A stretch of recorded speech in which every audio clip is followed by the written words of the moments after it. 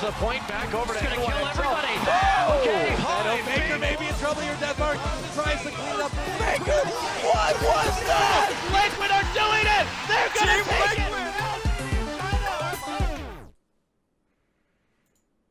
Good evening, welcome to a late night Explosion Network's esports news show right here on twitch.tv/Explosion Network every Wednesday night, 7 PM Australian Eastern Daylight Time, and I'm your host Ciaran Marchant. Welcome to the show. I'm still getting used to saying 7 o'clock Wednesday. There used to be a whole much longer spiel about that, and not doing that no more. Once a week, hour long, all your esports news for the week.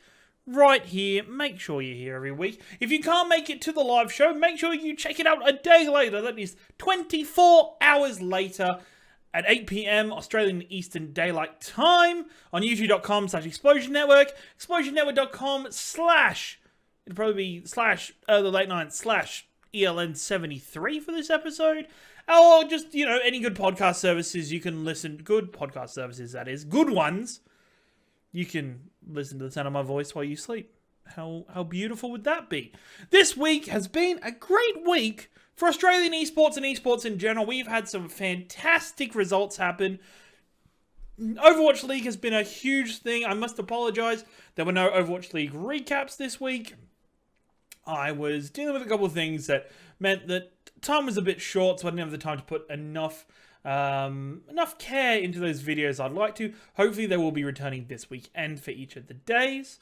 There's been so much happening that I really just want to dive right in. We're going to do a full recap of the Overwatch League Stage 1, Week 2. Or is it Week 3? It's Week 3, right? Or Week 2. We'll figure that out. It's Week 2. Overwatch League Stage 1, Week 2. We'll go through every single day. We're going to look at the results. Talk about the big news stories coming from Overwatch League. There was quite a few that came from the week in Overwatch. And then we'll also be diving into the predictions for Siege 3 and looking at the new character. Hero number 30. That boy right there. That one right there. Pointing on it. That one. Yeah, there we go. That one right there, hero number 30, Baptiste. We're going to be looking at the character. I'm going to be discussing what I think just based on his abilities, how he's going to affect the game, and the impact he'll be having. But before we get into Overwatch and Overwatch League, there are other esports that are having fantastic time for Australia. We'll be looking at Dota 2 a little bit later, but first, I want to go into detail about the extraordinary happenings, happenings, of Counter-Strike Go with the Katowice,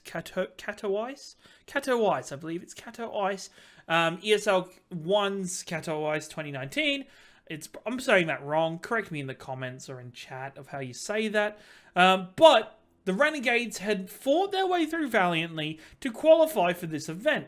And this is quite an interesting task and quite sustainable. But over the weekend, we had the Renegades continuing to fight it out with some of the best teams from right across the world, and they've managed to qualify for the first time in Australian history for an Australian squad into the top 8 of the major that's happening this weekend.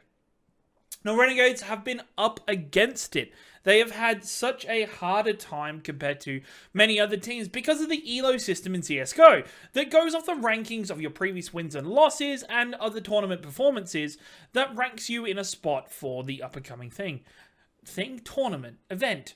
As we go forward, the Renegades had to battle their way through qualifying, up through the Legends bracket, before they could even make it to the top 8. Now, because of that ELO system, they had to fight top contending teams multiple times in matches to be able to get through. They took it to Ninjas in Pajamas, they took it to FaZe Clan, ENCE, as well as almost taking it very closely to Australis. Australis, of course, not anything to do with Australia, by the way. Australis are the number 1 CSGO team, the reigning champions from last year. But taking it to them, especially in the first map, Nuke, where it was very, very close. I think they didn't want to go on overpass, so they took Nuke, and Australis is undefeated in the last 24 or 34 matches on Nuke. And they went the distance. They took it very hard with Nuke. They did take one map off the team, but they ended up falling short when it came to Australis, with Australis quickly qualifying into the top 8. This left Renegades. I had a total mind blank then. Like, that was totally mind blankness. This left Renegades to continue to fight it out, fighting through the remaining teams to qualify their way into the top 8. And many people might be saying, underdog story, you know, this is the story of the underdog. And as ESL commentator and host Thorndon had to say, that this isn't an underdog story. This really isn't an underdog story, because Renegades have, I really want to say Australia. It's nothing to do with Australia, really. Renegades have fought their way through against top 12 ranked teams in best of 3s. They have defeated top 10 ranked teams in best of 1s. They've clawed their way up through the qualifying system, through the ELO system, to get to this point. And they are a realistic challenger to win the whole thing. It is fantastic to see an Australian team come together. We in Australia have so many disadvantages when it comes to esports, with our internet just being overall shonky as all shit. We find it a lot harder to integrate and play against the top members of European and American scenes due to lag and ping issues. That's why it leaves many teams, like Renegades have to move and relocate elsewhere to get better ping and fight through. Renegades managed to fight through the Asia qualifiers and then made the gauntlet run, taking on some of the best in the world to qualify for the event. I'm really excited to see what Renegades can do going forwards. They're an action-packed and exciting CSGO team, and I'm really enjoying the level of play from the ESL One event at the moment. This is probably one of the biggest events in the CSGO calendar, so I really recommend that you check out the weekend's matches. If you want to check out Renegades, make sure you stop by and check out their game. The first game is happening for the quarterfinals at 2 AM on Saturday morning for us here in Australia. Boy, oh boy, did we get absolutely just 100% shafted. I mean 1000% shafted by times, just in general. Like, just my new weekend schedule for like Overwatch League is to get up at like Sundays is 7 o'clock. Friday, Saturday's fine. That's 10 o'clock or 11 o'clock our time it starts. But boy, oh boy, does it get fucking crapped on for everything else. So at the minute, 7 o'clock daylight savings is going to ruin that even more. But we'll see that. We'll see that in the coming times. But I'm really excited to see Renegades continue to play it out in CSGO. I think it's been hard for Australian fans, even though we can get behind international teams very easily because of the general culture of loving sport and loving getting behind a team. But having Renegades to get behind in the CSGO meta has been really, really interesting and really, really fun. It's been great to see them really take it too. And we've had many teams, and Renegades have been trying since 2015. They've qualified a number of times for the initial qualifiers for ESL One, but they can never seem to make it for a major top 8. And now to see them make it to this major has been absolutely fantastic and really exciting to see in the coming stages. So make sure, once again, you stop by, you give them some support at 2 AM. I said 2 AM. That is 2 AM Saturday morning for the first game, because they're going up against MLDR? MIBR. TLDR is a Reddit thing, isn't it, right? It's where I show my age, where the Reddit, you're getting out of control, Reddit. There's too much all over the place. Too much things. But CSGO, as I said, if you're new to esports or if you want to get into something, watch some CSGO. It's a fantastic game to watch. Really easy to get behind. You just shoot to win. There's a lot of small techniques that are really good, and I think it's a pretty straightforward game to understand, but it's a hard game to master. Now, moving on to the second story from the night, Dota 2. Dota 2 is in such a fantastic place at the minute. Like, my God, have I enjoyed checking out Dota games in the last month with the balance patches and the changes that are continually made to the game. The game, each time I watch it, is fresh. I feel like I have to learn something new, and it means the teams are adapting and showing different strengths and different metas. It avoids some of the issues that some esports are still having with meta changes that are really, really interesting and differentiates itself from many esports of the same caliber. Now, over the weekend, we actually had two massive events take place. We had MDL Macau, and we had ESL One Katowice. If you thought that was the last time I was saying it in the last story, you're fucking wrong, mate. You are extremely wrong. 100%. 1,000,000,000% wrong. Like 1,000,000,000,000,000% wrong. That's just the way it is. That's just the way it is. You'll have it. I promise you that. But I'm super excited to see exactly how Dota continues to grow. And we got a really good taste of that with the MDL Macau event and the ESL event over the weekend. And it really began to shape more and more what the coming Dota 2 scene really is going to be like leading up into the international season, which starts happening in about May. So we've got a couple more months ahead of us. Starting with MDL Macau, this event was really, really interesting for me as a spectator because it's this time of year that teams that maybe had fallen off the bandwagon a little bit after putting it together in the ending of the international have started to pull their shit together and really come together as better teams. Team Liquid looks fantastic since having Miracle back on the roster. Miracle missed out on the last event with the last major event that happened. Miracle wasn't with the squad. He had to stay home. I think it was visa issues with the problem.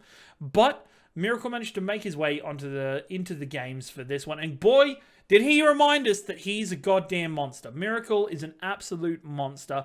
And it's really exciting to see him pull it together and be really impressive in games. One of the first games of the grand final, Miracle was playing Phantom Assassin with a 21-minute Satanic.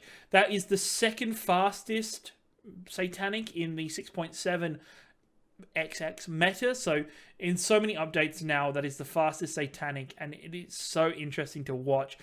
Team Liquid are a fantastic squad. They've had high highs and they seem to hit bumps or lulls of just either are they not quite feeling that they want to win, maybe they're just over winning, who knows. But the Team Liquid that we know and love with Mind Control, Kuroki, GH, Miracle, and I'm forgetting someone and it's bugging me and it's still bugging me. And and Matumba Man. How could I forget Matumba Man? Had such a fantastic game. They went to the grand final winning against Evil Geniuses. Evil Geniuses managed to break the curse, everyone. They managed to pull it together nice and tiddly tightly, and they managed to stop being 3G or Evil Third. That's not a real name. That was not a name they got called. But from outside of the circle, Evil Geniuses were very well known for getting third every event. They would either make it to the winners bracket final and then get kicked to the lower bracket grand final, and then the lower bracket final they would lose. Good job, EG. Or they would fight their way up through the lower brackets to the lower bracket final and then get knocked out. Good job, EG. But they managed to claw their way through to the grand final, but it was snatched out from under them by Team Liquid.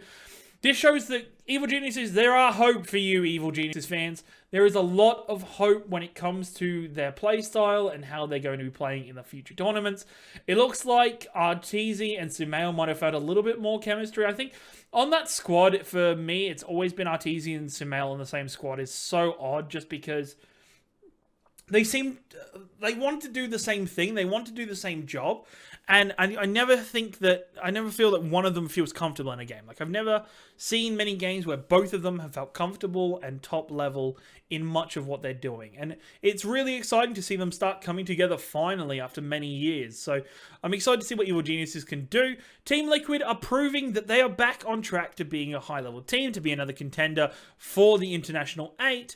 And I'm really, really pumped, excited, tremendously, for that event. But it was not the best Dota 2 event of the weekend, in my opinion.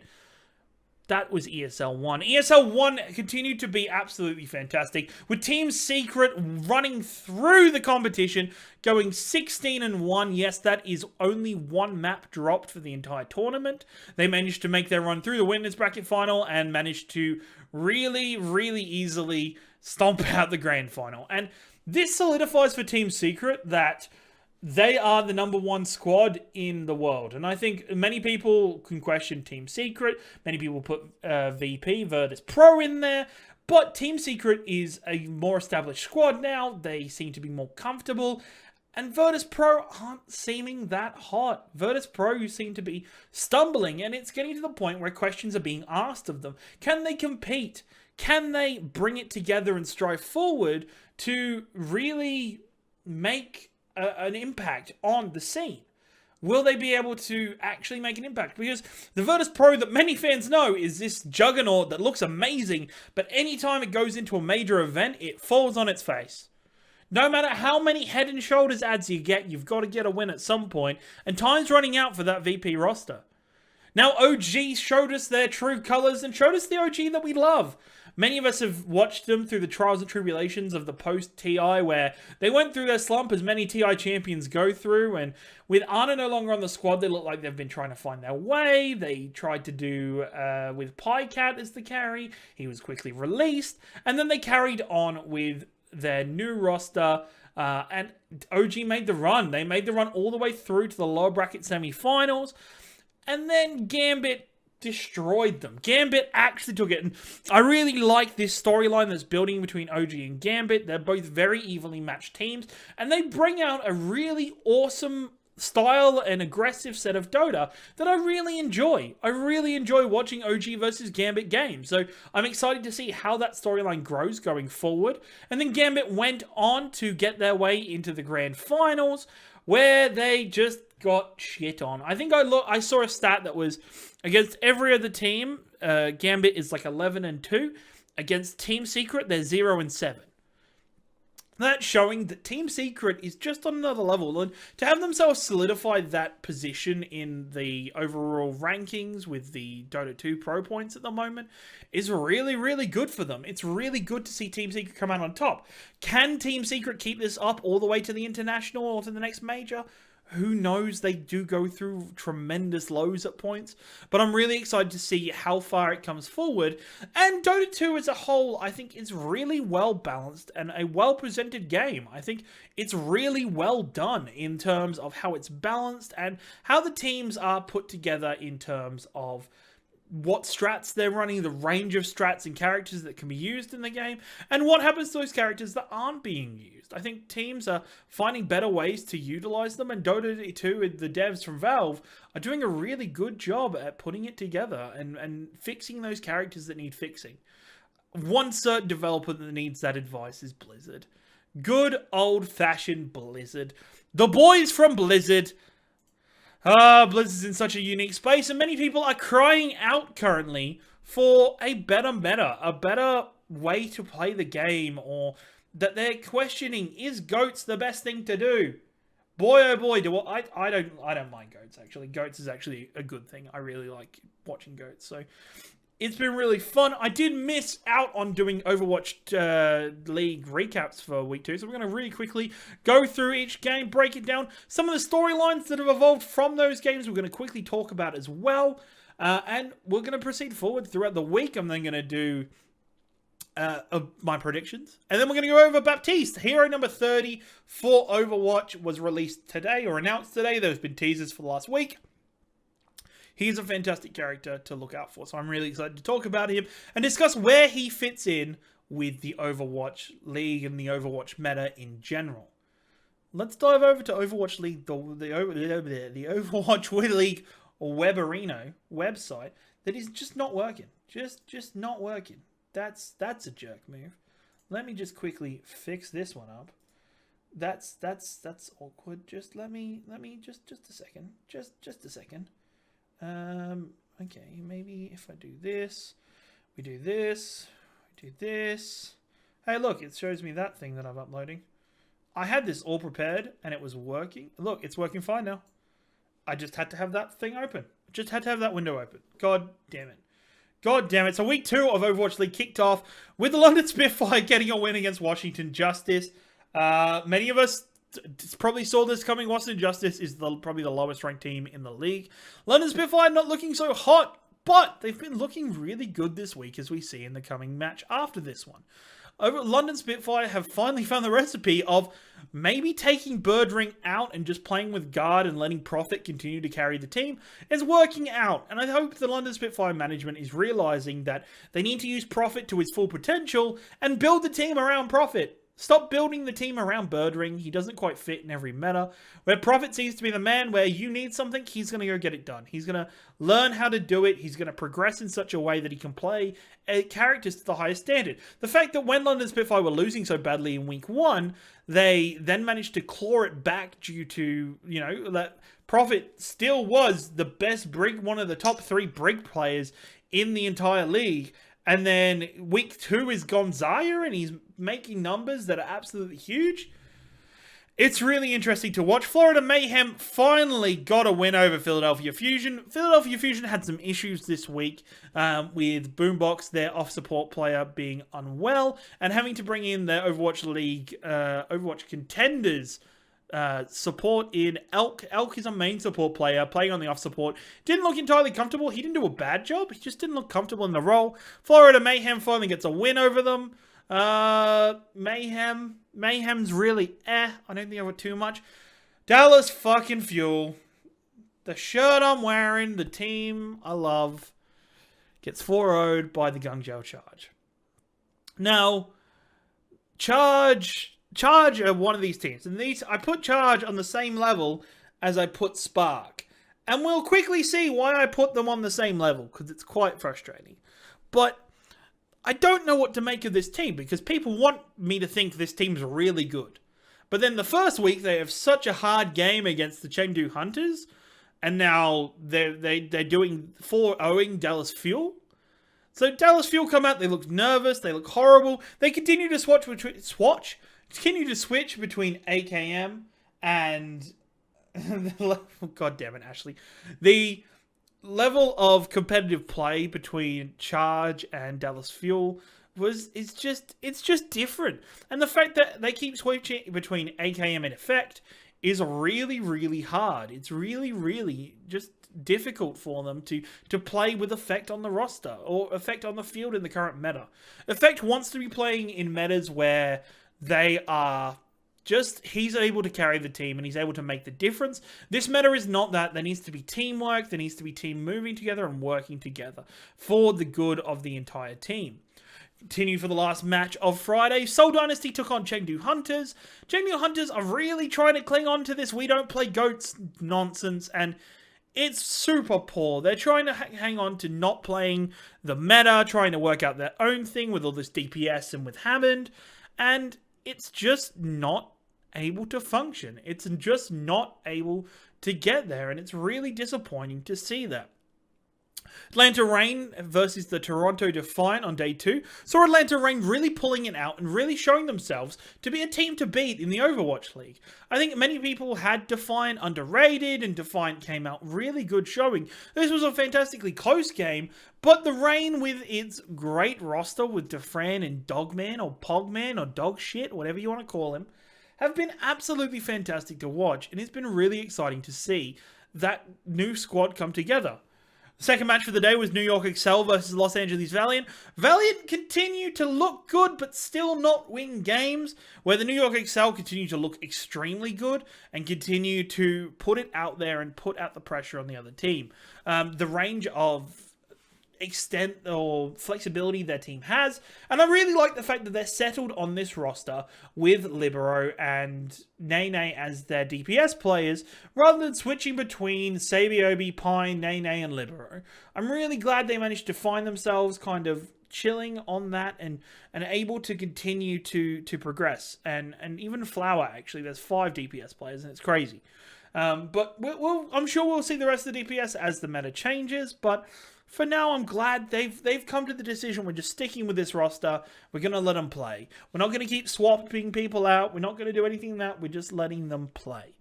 Now, the third game is probably my game of the week, and probably some of the largest news in the esports scene for the weekend. The Shanghai Dragons, after going 0-42, starting all the way back in February last year when the Overwatch League Season 1 started, finally get their first goddamn win in the Overwatch League. Now, did it come at a price? And I was really interested by this game. Overall, the Shanghai Dragons did play really well, and on paper, their roster looks really good. But the Boston Uprising had issues of their own. With their own owner of the Boston Uprising going under hot water for other reasons in the more public world, the Boston Uprising had problems in themselves with Fusion's, their star main tank player. who previously had played on the Uprising Academy throughout the last season of Overwatch Contenders, had been moved from a two-way contract, or as we thought, to a main roster contract. But really, he continued to play on a two-way contract with just the determination that they're just going to keep him on the roster full-time, as they announced at the start of the season. What was found out moments before the Shanghai Dragons and Boston Uprising game was that Fusions was ineligible to play. He had played all season, and if you'd played all season of Contenders last season, then you were only eligible to play 2 games of the next Overwatch League season stage. Now, that means that for Boston Uprising, they couldn't play Fusions, who seems to be the very core of that team at the moment. And the interesting point is that many teams were unaware of the ruling that went this way, that stage 1 was connected to the last season of Overwatch Contenders. This affected not just Boston Uprising in the end, but the Philadelphia Fusion, who are having the same problem with Elk at the moment, who's played his 2 games for the season and cannot be used as a sub. Now, teams are supposed to put in, or they do put in, their rosters hours before the games begin. But the Boston Uprising were only told of this change mere minutes before the star-studded lineup needed to go out. Changing Fusions to Axiom on such short notice led to a large difference in team play, and the Boston Uprising overall looked very sluggish, they looked slow, they looked a bit hesitant in many of their facets. Where Fusions is that in-your-face, up-in-your-grill player that really cannot be replaced. Now it's good news to hear that Fusions is now on a full contract. I'm really glad that Overwatch League and Boston Uprising worked together to make that happen. So we'll be seeing Fusions this weekend in their up-and-coming games. But with many of us believing that because of the power of Fusions, Boston Uprising would win, we were very unexpectant of the Shanghai Dragons to complete this map. Now, and I think my most interesting point about this is the story of Gamsu, the main tank player for Shanghai Dragons, was previously the main tank player for Boston Uprising. After being traded on short notice at the start of the season, Gamsu led the team, the Shanghai Dragons, to their first win. It's an exciting time for Dragons fans. They've been waiting for so long for this. For many people, some people are taking away from it because of the fusion change. Some people are taking away from it because there is only 2 remaining members of the original Shanghai Dragons roster from last season on the squad. Everybody else has been changed or shipped out or dropped. And it's a very different team. Dragons was going to win at some point in the season. Was it going to be to that match? Not many of us thought so. But Shanghai Dragons are now 1-42. And I expect them to continue to grow their overall presence in the Overwatch League in the coming weeks. Now to move on, Houston Outlaws 3-1 the Hangzhou Spark. Oh, Hangzhou Spark. Another team that topped the power rankings from around the Overwatch world, as well as the team that was talked about by everybody. Every team talked about the Scrimbucks of the Spark being, they're so good, they're going to be a top tier team, they're going to be fantastic the entire way through. But that isn't the case, or at least it wasn't the case, as they seem to have dropped off in Week 2, with the Houston Outlaws picking up a very questionable win over them. The Los Angeles Gladiators started Day 2 off with my favourite match of the week as a Gladiators fan, up against Paris Eternal. This game very closely almost went to a Game 5, but sadly there was one kill stopped them from going to, and probably was my play of the week. With Soon and Cruz trapped in a Graviton Surge, it looked like it was all over until Soon managed to get the bubble on Cruz as Zaya, and the Lucio managed to survive the onslaught to get that sound barrier up and running, and the team managed to plow through and get them off the cart and win in overtime. This was quite upsetting for Gladiators fans, but it continues to show the Paris Eternal are a strong team, but there are cracks that can be exploited. Los Angeles Gladiators are a top-level team, despite being 1-2 so far for the season. They very much have a even chance and an obvious chance to continue to be a top team that everybody expects them to be.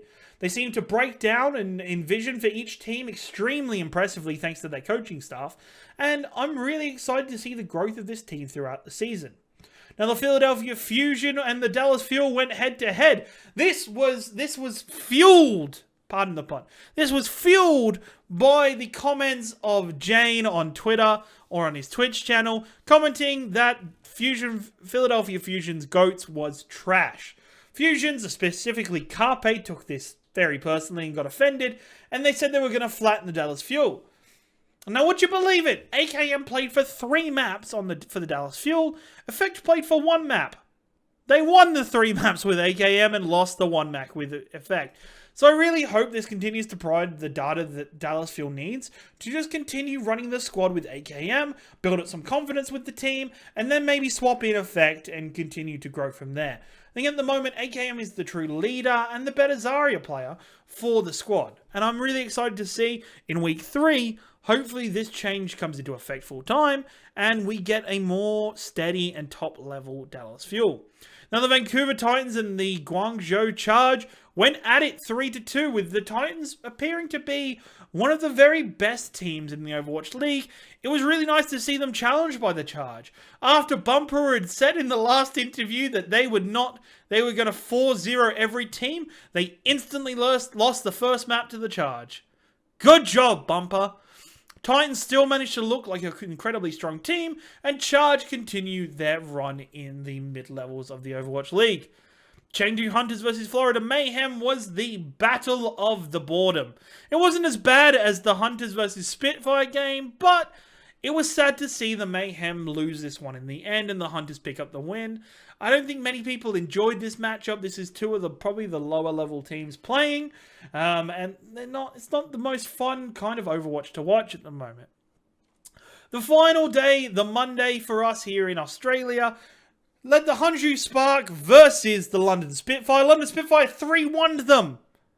It was outstanding. It was amazing. It was so goddamn strong. So goddamn strong. And I think the biggest thing is that London Spitfire are so good at adapting. They're so good at understanding where they need to change the meta, where they need to change how their squad plays. And this change of taking Birdring away and moving to the next stage has been really fantastic to see. I think it's really good and really interesting to see their change come like this. And I'm excited to see where Spitfire goes. It continued with the New York Excelsior stomping Outlaws 4-0. Nobody knows what's going on with Outlaws. They're this mid-range team that has a really high output of winning potential, but they don't win enough. And against anybody really tough, they just seem to go down without a fight.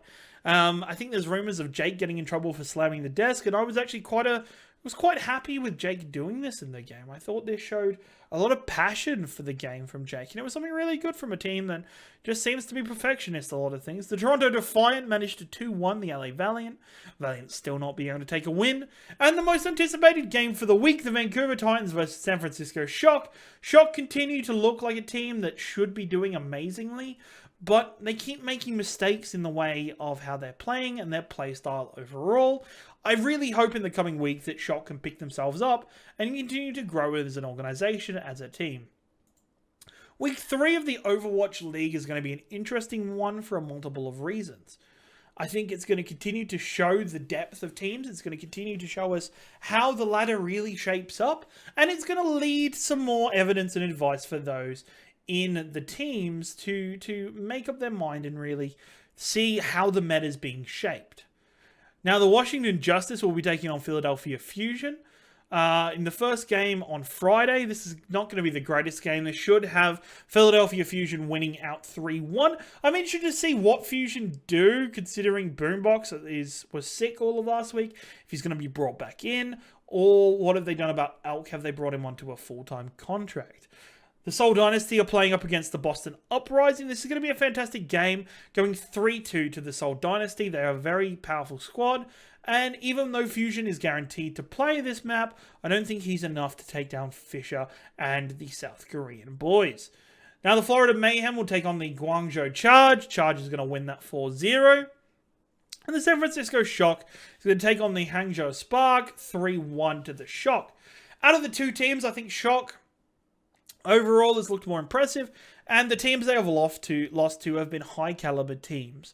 So Spark either need to pick themselves up or just find an easier way to win in the coming times. Now, Saturday is going to kick off with the Los Angeles Gladiators fighting against the London Spitfire. I think the Gladiators are going to win that 3-2, going to a map 5, and beating them out in the end. I think there's going to be too much understanding of the game that the Gladiators are going to use against London Spitfire and exploit some of the issues that they're having, specifically with Gesture as the main tank.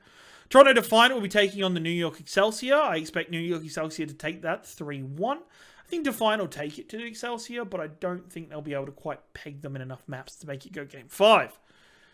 Los Angeles Valiant will be taking on Vancouver Titans. Vancouver Titans are going to 3-1 them, and that's me being very generous. I have hopes for the Valiant, but I have a feeling that Titans are going to edge them out and continue to slam the door in their face. Valiant has such a tough run, such a hard run in general when it comes to how or what's going to happen with the Overwatch League. So I hope that they do well, but I don't see them doing very well. Shanghai Dragons versus Chengdu Hunters. We'll see the Shanghai Dragons picking up their second win, going 3-1 overall, 3-1 in map differential. Paris Eternal versus Atlanta Reign. Paris Eternal are going to take this 3-2. I think the Reign has the ability and the potential to take this to game 5 and potentially even win. But I see the Paris Eternals' overall team play and GOATS meta to really favour them. So continue to make the Paris Eternal look very strong. Houston Outlaws and the Florida Mayhem. The Outlaws will be winning this game 3-1.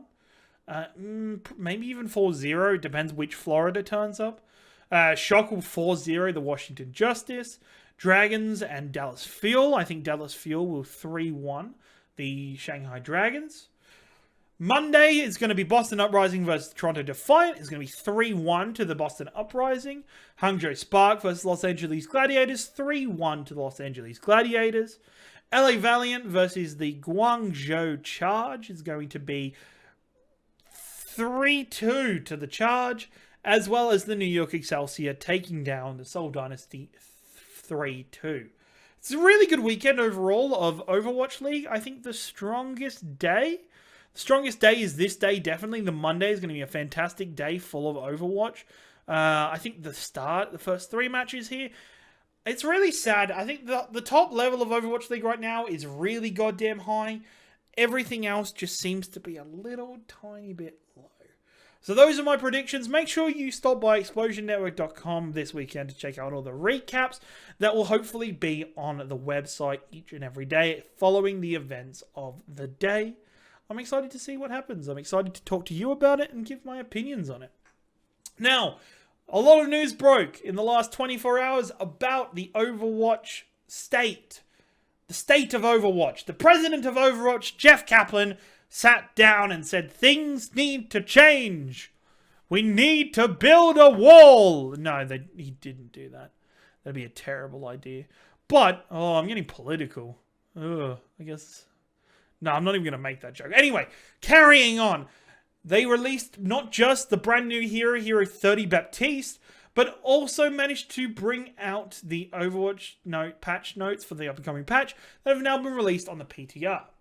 Let's take a look at Baptiste and how he's going to be changing up the overall play of Overwatch, because I think he's going to have quite a big impact on the game itself. Baptiste looks like he's going to be an off-support player, playing in that role similar to, say, your Zenyatta or an off-support Ana. He looks really impressive and looks like he's going to have quite a good time as a support in the current meta of the game. As a role, support, his difficulty is 3 stars. Baptiste wields an assault. Nah, I'm not reading that. You can read that yourself. It's on the screen. I'll give you a moment. Pause the video. Or if you're watching live, speed read, please. His primary weapon is going to be Bionic Launcher. Baptiste's 3-round burst Biotic Launcher. BR, finally getting a battle rifle in the game. I've been excited for battle rifles. Rewards accuracy and recoil control with significant damage output. It also doubles as a healing device, lobbing projectiles that heal allies near the point of impact. So this is going to be a hit scan character with a high potential of doing damage, which lends himself to being a very strong support character in the GOATS meta for dealing damage to GOATS and changing up how things are going to play. And he's going to be healing in an AoE potential. So for those teams or those characters that are grouping up together, he looks really strong. Like, it's going to be really good to see him manage to output it all up. His regenerative burst, Baptiste activates an intense regenerative burst that heals himself and nearby allies over time. This means that in a decent area, a bit smaller than the Lucio circle currently, he'll be able to refresh and give healing to everybody in that area. AoE heals are a really important part of Overwatch right now, and to have that on this character continues to put him higher, put him more valued over that Mercy pick right now, to provide an overall healing to a team fighting together and grouping together.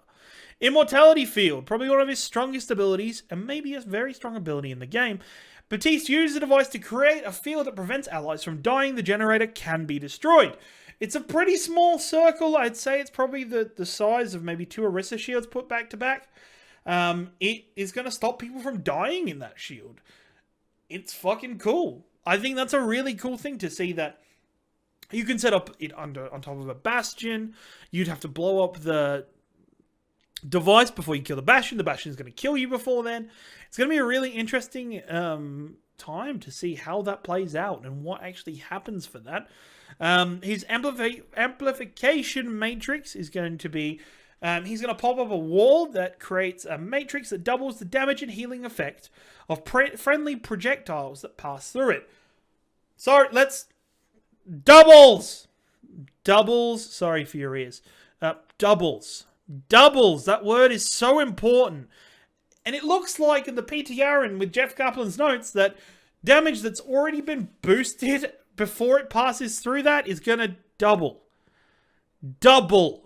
That's ridiculous. And this character overall is really designed to help DPS bring it to GOATS. If you don't know what GOATS is, or if you're not an Overwatch fan, GOATS is the 3v3, the 3-3 meta, where you run 3 tank characters and 3 support characters into a death ball of brawling, and you punch it out on the point and you win the point that way, building up ultis quickly and using them in succession to win the point. Now, this character is going to burst through that regeneration. It's going to stop your DPS characters from dying quickly. And it's also going to significantly put out a lot of damage to assist in that role.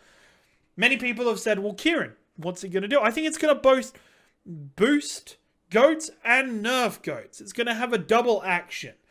GOATS itself is going to benefit from its AoE healing, from the immortality field. I don't think GOATS so much benefits from the implication matrix, as well as the Bionic Launcher AoE heals will be a really nice thing for the overall GOATS meta. But playing against it, having a matrix in play that doubles the damage and healing of anything that goes through it, it's fucking crazy. They're going to have an immortality field where GOATS is not going to be able to kill things that are putting out a higher level of damage. The regenerative burst is going to keep DPS characters up. And I think it helps with what many players want to see in the game. Many people want to see it moving forward. They want to see the game to have DPS characters have a viable option. So to have Baptiste do that, missed it. Also, Exo Boots. First, by crouching, you can jump higher. So pretty much, Blizzard has gone, what are some things that are great? Battle Rifle from Halo 3. Right. Crouch jumping from Counter-Strike. Fuck yeah, let's put those both into a character. I think this character is going to be incredibly strong when he first comes out. I think he's been made too strong at the moment. I think he's going to crush anything that freaking passes in front of him. And he'll get the Brig treatment when they'll slowly nerf him down to a valuable level. I don't know if this word's going to stay. Doubles is freaking ridiculous. Social Socks just said in chat that he's perfect. He's not perfect. He's going to get nerfed, man. He's going to be nerfed. He's just going to be taken out of there. He's too strong right now. He's going to kill GOATS too quickly. I'm excited to see how Baptiste comes into the game and how he shakes things up. I think it'll change the way that GOATS plays out. It'll change how DPS are used in the game. It's a really good choice by Blizzard to bring this character into the game in the coming weeks. If you want to play him, go download the PTR where you can test him out right now. It's not the best ping for Australian players. I think it's like 200, but who cares? To test out Baptiste in, even just if you want to go test in the practice range, go check him out. And we'll expect to see him in his current form in like 3-4 weeks, probably 3 weeks, I'm guessing. So be excited. But if you were to jump on the PTR right now, you would see a very large change in everything that Overwatch does. A very large change for Overwatch and its characters with the PDR patch notes that were released this week. And I'm going to go through those patch notes with you. We're going to talk through it. He's not perfect, Socks. Let it go. But we're going to talk through it. So the first is the general updates. Armor beam damage is now reduced by 20% when hitting armor. Damage over time effects are no longer mitigated by armor. This means your Venom Mines, your burn damage from Ash Dynamite, your damage orbs from Moira, they're not going to do, as well as beam weapons as well, are not going to be affected by, well, beam weapons will be. Beam weapons will be reduced by 20%. But overall, everything else will just do normal damage to armor. It's going to be so much better. It makes Dynamite by Ash stronger. As I said, it's going to make the Moira Orb stronger. It's a really interesting change, and armor continues to get worse in the game, which is what the game needs. Overwatch is not a game that was originally designed to have so much armor in it, but it is everywhere now. Thanks to Brig. Thanks, Brig. Don't delete her, though. She's alright, in my opinion. Damage boost. Damage boost is now applied when a projectile is fired rather than when a target is hit. Now, this is a really interesting change. I think it now helps the Mercy who is connected to a Farah, for instance. As long as she's fired some rockets, you can bail, go heal things, and come back. Those rockets will still have done the damage.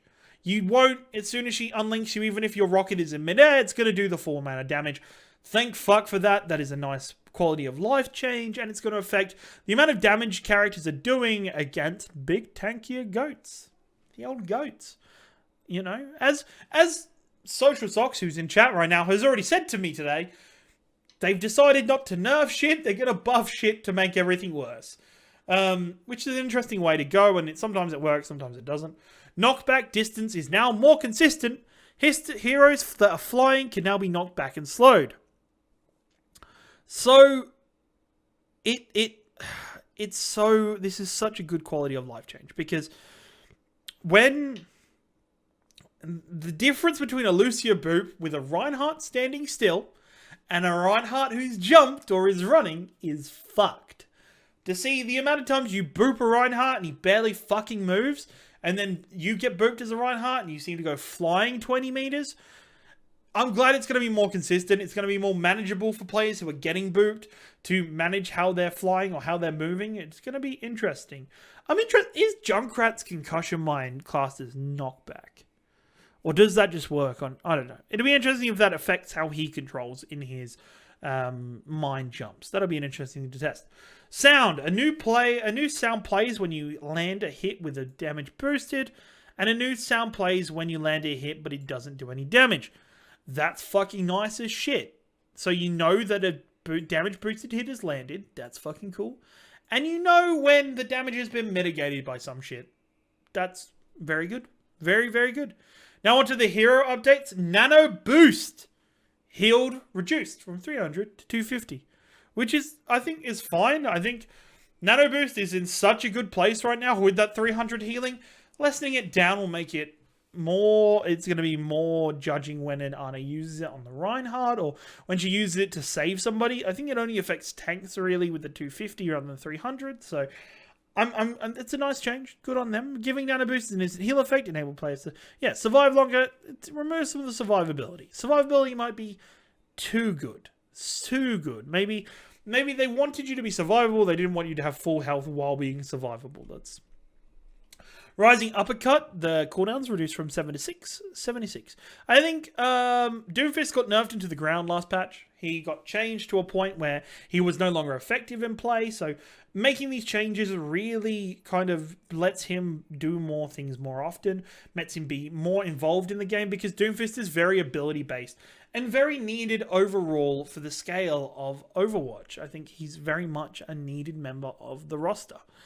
Hanzo getting a really random detection increase from 7 to 9 there with the release of the Paris map. I think they're realizing that the sonic radius wasn't, as they say here, isn't doing as much. So to increase it by 2 meters is really good for effectiveness to get through some of those thicker wall structures and buildings, yo. Sonic Amplifier, Soundwave now continues towards offensive assists. In case you didn't know, when you sound barrier, there's also a small boop that happens to the enemy team. That's going to now affect to offensive assists.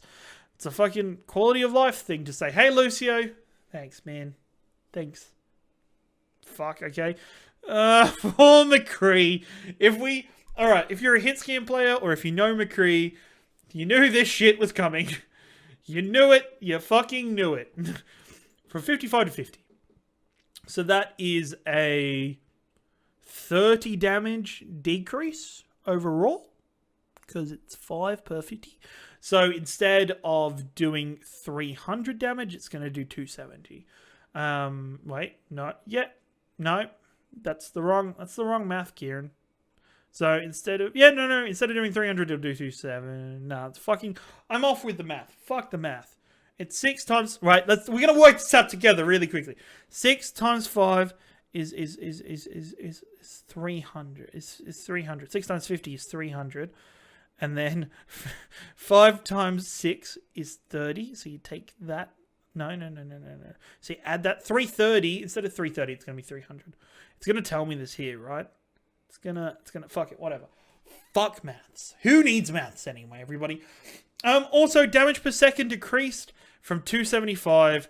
Increased from 275 to 550 to locking onto targets for 2.5 seconds. So that means the longer you have your target locked, the more damage it's going to do. And that's fucking awesome. It's going to make Deadeye more usable. It's going to... so increasing Deadeye damage after being locked on for a bit more makes it more effective at attacking high health or static targets, like the barriers, and heroes with 600 health. So, armor isn't as good as anymore. So, let's fuck fan the hammer a little bit. Because that... You could flashbang kill most of the people. You can still flashbang kill most of the people in the game with this. It's just not so easy. It's just not so easy. It's just tanks are going to be a little bit healthier before you kill them with a headshot afterwards. So, yeah. And this is a really nice quality of life change. I like it. I like it a lot. I like it a lot. May's in this weird spot where she gets some play, but she doesn't get enough play. So, who knows where she's going to end up. The blast of the primary fire, that's the freezing, is increased from 2.25 to 2.7 plus 5, from 45 to 55 damage per second. That means you're going to freeze quicker and you're going to die quicker. Fuck yeah, go May. Actually, that's annoying because her freeze is a pain in the ass anyway. And Ice Wall health reduced from 500 to 400. Ice Wall feels fucking dumb to break through sometimes. That's the matter of fact for that one. Especially on many maps that have smaller chokes that the Ice Wall completely blocks. It's going to be easier to break through to try and help your Reinhardt that somehow got himself stuck the other side of the Ice Wall. Who would have thunk it? Moira Biotic Grasp heal over time duration increased from 3 to 4 seconds. Total healing from 50 to 65. I think that's quite good. It's quite fun. I really enjoyed it. I think, yeah, it's pretty damn good. Pretty damn good. I think it just makes her do a bit more damage. Means that there's sometimes where you're draining stuff, but they're still killing you through the drain, and you're like, how? How? So I think that makes it a little bit more fairer for Moira. Fusion Driver. Movement speed penalty from firing reduced from 50% to 30%. She can have a fucking lot of trouble holding W. So yeah, when she's shooting, she's gonna move a bit quicker. That's fine. Quality of life mainly. Rocket launcher. Minimum explosion damage increased from 16 to 0.25 to 20 for Farah. Fuck yeah. Means it's gonna do more damage to goats. Just more damage to AoE effects. And when it's boosted, it's going to do even more. It's fine. I really enjoy it. Soldier 76, the DPS 99 episode. If you haven't watched it, episode 99 of Plant Explosion was there. What else? Soldier 76, the pulse rifle has been increased from 19 to 20. This is a quality of life. Just, hey, you do a little bit more damage per second. Sprint delay before you can use a weapon after sprinting reduced a little bit more. Nice. And Tactical Visor can target Riptire and Immortality Field. Yes. This one's important because one of the obvious counters to fucking Soldier was you'd Riptire him and he can't shoot at you. Well, can't shoot at the Riptire easily. Fuck yeah, Riptire is now going to get demolished. And Soldier becomes a counter to Junkrat now. Cool. Soldier's in such a weird spot in the meta. I think he's the most useless of the DPS characters. So I'm interested to see where this puts him. I don't think it's still good enough. So, yeah. It's going to be one shot sooner to kill. Yeah. I think it's just little increase to Soldier. I think they need to do more, though. Sombra. I didn't think my girl was going to get a buff, but she's getting a buff, and it's great. Oh, my mic. Sombra hack cooldown is reduced by half when hacking a health back. Simply put, as a Sombra player, if you have to make the choice between running to a fight with hack off cooldown or running to a fight with a health back somewhere back there, you're going to probably go to the fight with hack off cooldown. So that's really nice. You don't have to make the decision. You can help your team out more, and you can also make sure you hack somebody when you get to the fight. Torbjorn or Toblerone, base health increased by 50 armor, 250 maximum health. Very nice. Overload is armor gained reduced from... So pretty much overall tanky all the time, but he's not going to have as much instant tankiness due to overload. I think sometimes where... when he pressed E, he becomes this unstoppable juggernaut, but the rest of the time he's fucking squished, so I think that levels it out nicely. Widowmaker Infrasight, her ultimate ability will reveal enemy health bars. Cool little quality of life change. Now cancelled on death, so every time when I pop Q and I instantly get fucking domed, it's gonna stop. It's gonna be frustrating, but fine. Adaptive Shield no longer cancels roll mode. Fuck yeah. Fuck yeah, that's a great change. Because the moment you press your shield, you're like, oh, I'm stopping. Fuck. So, really good overall. There's a bunch of bug fixes. I'm not going to go through the bug fixes. Feel free to go through that. Make sure you check out all the patch notes. I'm really excited. So, this is on the PTR right now. So, as I said with Baptiste, download it, play this stuff with heart's content. So, expect it in 2-3 weeks. It's a really good patch overall. I think Blizzard have done the right thing to move the game in a better direction for DPS players and for the majority of the community that are complaining about goats, while also giving goats still a viable opportunity in the game. This is a good way to continue the growth of the game, but they do need to start thinking more and more about the different aspects and elements of Overwatch and how they can continue to grow and change the game as a whole. Thank you very much for joining me. This has been episode 73 of Early Late Nights right here on twitch.tv/Explosion Network. I hope you've had a fantastic day. I've had there was a pretty... Alright, I'm going to go back quickly. Let's go back. Pretty nice Genji bug fix, apparently. We're going to quickly go back. Fix the bug that caused Genji's Dragon Blade to end before the deflect. Fix a bug where Genji would be knocked out unusually far when Swift Strike hit a Doomfist Rocket Punch. Both of them, okay. I don't care.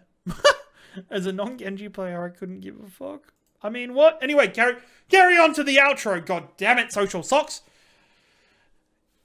Where was I? This has been Early Late Nights. This happens every Wednesday, 7 o'clock, Australian Eastern Daylight Time, right here on twitch.tv/Explosion Network. I hope you've had a fantastic night tonight, and I hope you enjoyed all the news. If there's anything you want to talk to me about, or tweet at me, at your boy Ringo on Twitter. Tell me what you want to hear on the show next week. Tell me what you want some advice on in the esports scene. As well as, if you can't make it to the live show, or if you just want to check out other... if you can't make it to the live show, 8 p.m. Thursdays on explosionnetwork.com, youtube.com/Explosion Network, or all good podcast services, you'll have all the, you'll have the VOD, the audio on demand. Listen to me going to sleep, like I said earlier. It's a good way to go to bed, I think. I talk to myself a bit in sleeping. It's probably an issue. But if you want to check out the rest of the Explosion Network, please go to explosionnetwork.com to check out all the fantastic content. Platinum Explosion, our PlayStation podcast, is a week away from episode 100. Make sure you stop by and give the boys some love. And check out the Explosion Network Twitter at ExplosionPod for all the latest news and articles and podcast announcements and everything you could care about. Thank you very much for joining me. Thank you if you've liked, shared, followed, tweeted, anything about the show tonight. Please make sure, if you haven't already, give the channel a follow so you know when we go live each and every time. Do all the good stuff. Thank you very much for joining me. Good luck in your esports adventures this week. Hope you have a fantastic time. Don't be toxic. Don't be salty. And remember, at the end of each game, always say GG.